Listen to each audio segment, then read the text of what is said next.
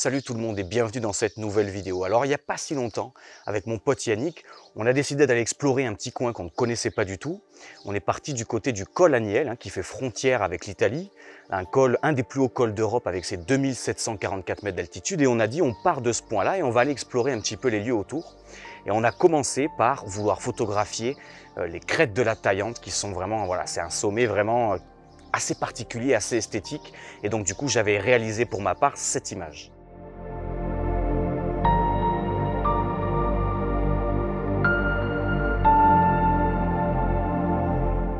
Alors c'était une session qui était au top, tout était réuni, les parfaites conditions, le parfait cocktail pour réaliser de belles images. L'objet de cette nouvelle vidéo, c'est qu'on a décidé d'aller explorer l'autre côté du col Aniel, c'est-à-dire la partie col de Chamoussières, où j'avais repéré moi sur internet un sommet qui s'appelle la Tête d'Étoilie, que je trouvais vraiment très esthétique. Et je sais qu'il se trouvait de ce côté-là et je me suis dit tiens, on va aller explorer, on va aller voir un petit peu ce qui s'y trouve. Et c'est donc l'objet de cette nouvelle vidéo et je vous en dis pas plus, direction le terrain.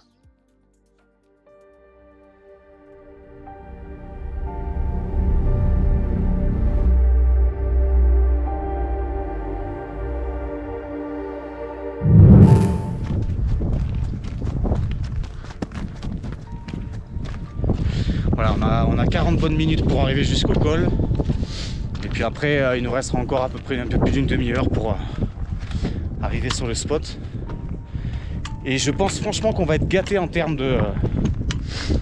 d'ambiance parce que il y a des nuages, ça bouge, c'est bien. C'est bien. Allez, on se retrouve au col déjà.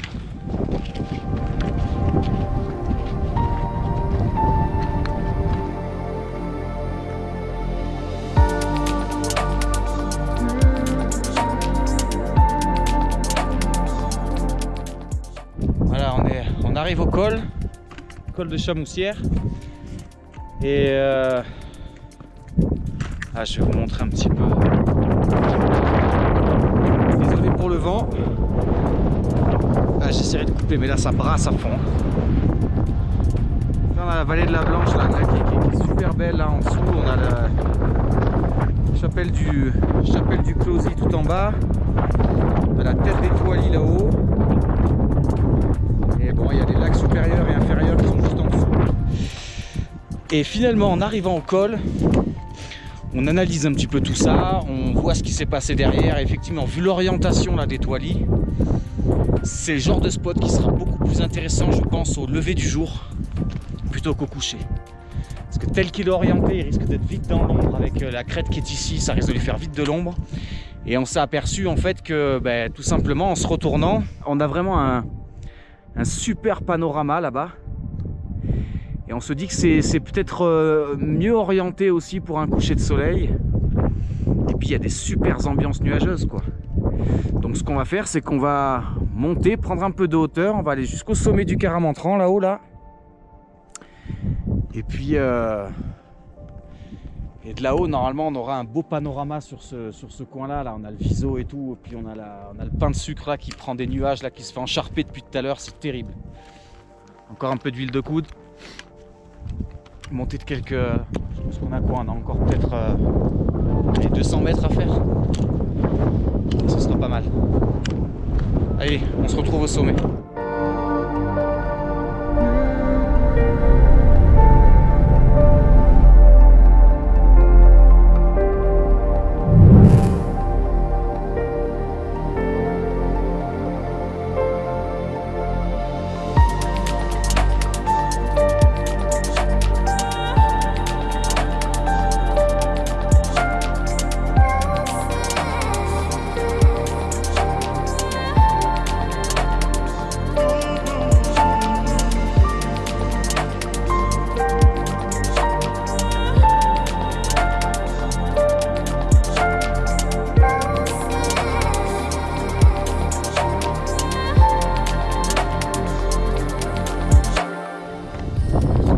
Du Caramantran.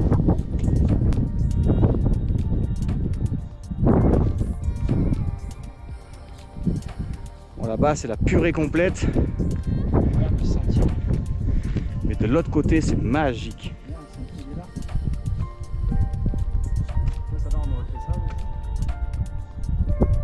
C'est très beau, très beau.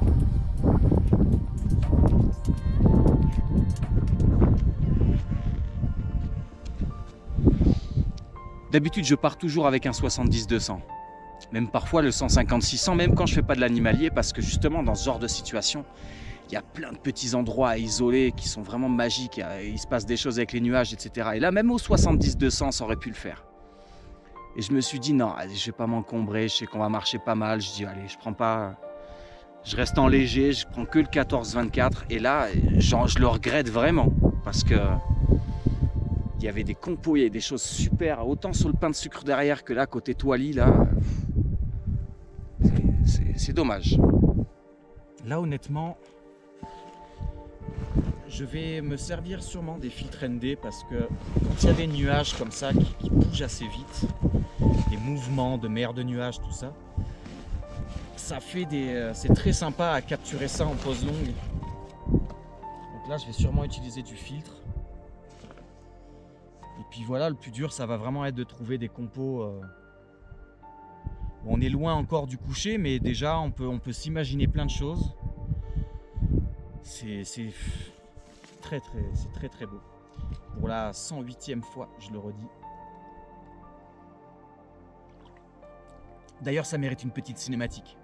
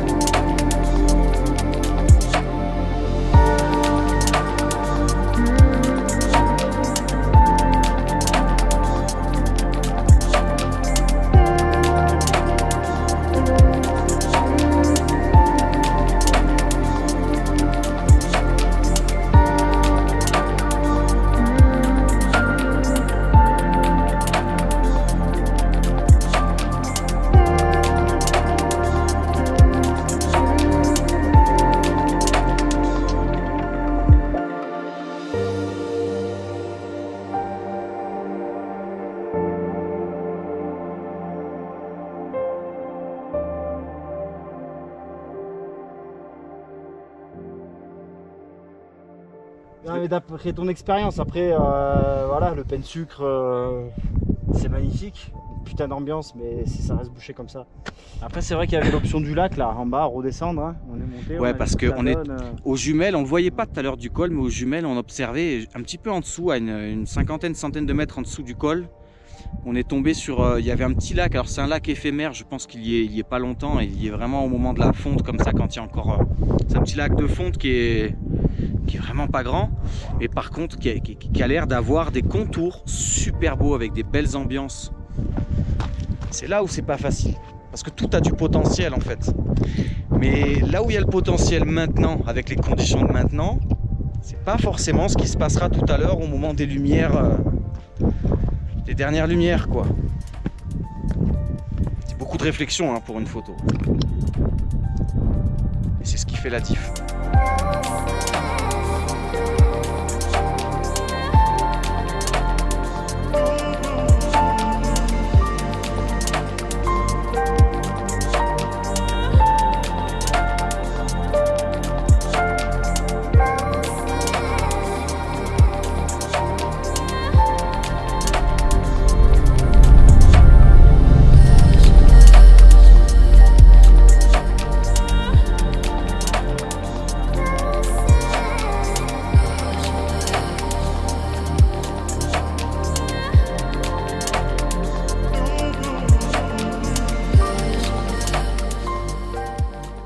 Bon, ben finalement, après avoir longuement tergiversé sur cette crête, on s'est finalement dit que franchement, c'était super beau. On en a pris plein les yeux.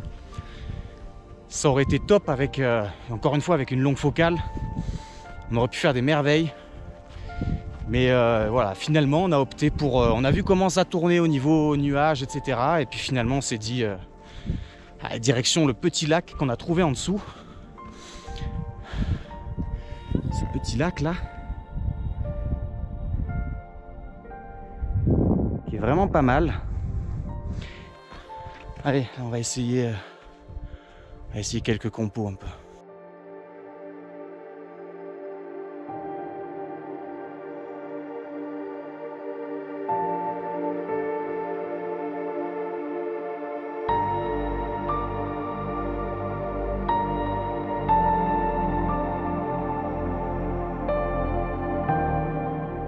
C'est superbe.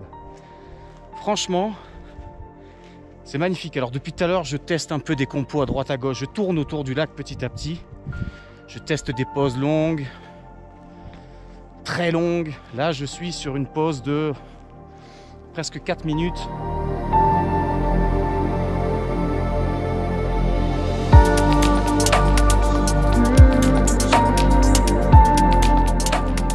Pour essayer vraiment de filer, parce que je vous montre un peu les lumières. Regardez ça. C'est superbe.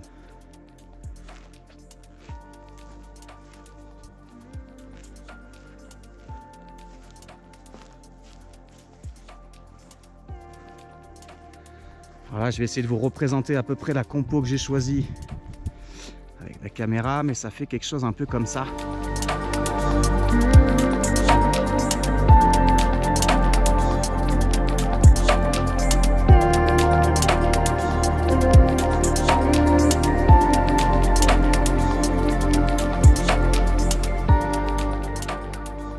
J'aimais bien les courbes, j'aime bien le reflet, la lumière qui vient de la droite. Voilà, j'ai tenté. Bon, j'en ai fait d'autres, hein. J'ai pas fait que cette compo là, j'ai testé d'autres compos. Alors à chaque fois, évidemment, la lumière change en fonction de mes déplacements, mais ça me permettra d'avoir une petite palette comme ça de lumières différentes. Donc je suis franchement pas mécontent parce que finalement, voilà, là c'est un spot qui s'y prête. Quand on a un grand angle, un ultra grand angle comme moi, je suis à 14 mm. Bon, un peu plus là, ici, je suis à 17 mm parce que j'ai comment ça s'appelle, le porte-filtre qui me fait du vignetage, je suis obligé de zoomer un petit peu. Mais voilà, ce qu'il y a de bien ici, c'est que ça s'y prête. Là-haut, c'était un spot à longue focale. Si on avait eu même le 150-600, j'aurais fait des dingueries. Mais bon, c'est comme ça et on s'adapte. Et puis finalement, je ne suis pas mécontent d'avoir sorti la tête d'étoilie de mon esprit parce que c'est super beau, quoi. Regardez ça là. Quelques lumières. C'est terrible. Terrible, terrible, terrible. Donc avec cette pause de 4 minutes, j'ai vraiment tout le mouvement. Et là, on a la chance que ça vient du sud, on est orienté sud. Et donc ça vient vers nous. Hein, donc, et ça, l'avantage, c'est que ça crée une espèce de perspective dans l'image, puisqu'on a toute la masse nuageuse qui avance vers nous. C'est pas comme quand c'est latéral. C'est différent une pause très longue comme ça sur un mouvement latéral. Là, quand c'est un mouvement de zoom en quelque sorte, ça donne vraiment une profondeur dans l'image. Et je suis content parce que j'ai réussi à capter de belles lumières et un super mouvement de... Je vous montrerai tout à l'heure, mais voilà, j'ai réussi à capter un super mouvement de nuages.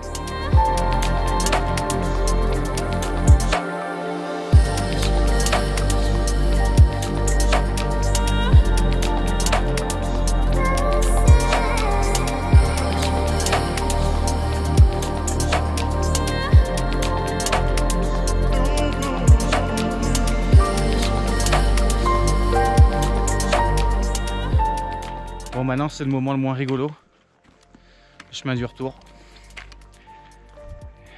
Voilà, on va se faire ça tranquille. Une partie comme ça, puis une partie à la frontale. Et puis voilà, big session. Voilà les amis, alors s'il y a bien une chose à retenir de cette vidéo, c'est que généralement quand on pense paysage, on pense grand angle parce qu'on se dit on veut intégrer un maximum du décor dans son cadre, etc. Mais vous avez pu voir que dans ce type de situation, quand on a des scènes hyper intéressantes qui sont relativement lointaines, qui se passent sur les sommets avec des jeux de lumière, des jeux de nuages, etc. Eh bien au grand angle, on se retrouve vite pieds et poings liés puisque toute cette scène qui va être intéressante, elle est toute petite dans l'image. Alors qu'avec une longue focale, on aura pu zoomer se rapprocher, isoler cette scène et réaliser de super compositions. Yannick l'a plutôt bien fait avec son 70 mm. Vous avez pu voir que tout de suite, ça rend la scène beaucoup plus intéressante. Cette tête d'étoile qui est hyper esthétique, à l'ultra grand angle, elle était toute petite. Et puis là, déjà, rien qu'à 70, elle a de l'importance dans l'image. Donc voilà, vous avez pu voir que parfois, il vaut mieux transpirer un petit peu plus et embarquer une longue focale avec soi quand on part faire du paysage parce que on pourrait s'élargir le champ des possibilités et avoir plus de choix de composition. Voilà, j'espère que cette vidéo vous a plu et je vous dis à bientôt dans de nouvelles aventures. Allez, ciao, ciao!